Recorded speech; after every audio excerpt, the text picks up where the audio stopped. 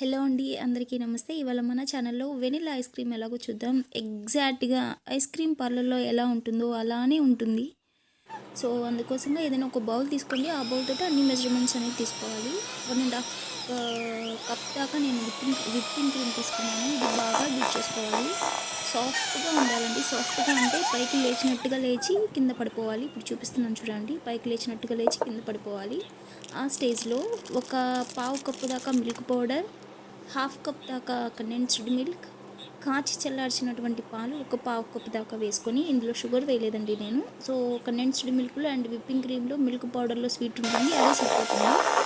And half teaspoon దాకా vanilla essence వేసాను. ఇది వేసుకుని బాగా పిచ్చేసుకోవాలి. సిల్కీ స్మూత్గా ఉండాలి ఇప్పుడు చూపించిన విధంగా.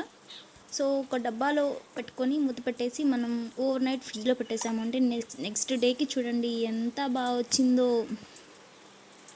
టేస్ట్ అయితే సూపర్గా ఉందండి. చాలా అంటే చాలా బాగుంది. మస్ట్ ట్రై అని చెప్తాను. ఒక్కసారి ట్రై చేయండి. నచ్చితే చాకో అంటే మనకు నచ్చిన దాంతో డెకరేట్ చేసుకోవచ్చు. నేను కొంచెం చాకో సిరప్తో డెకరేట్ చేశాను. నేను చెర్రీస్తో పెట్టాను. యాక్చువల్గా ప్లెయిన్గా ఇంకా చాలా బాగుంది.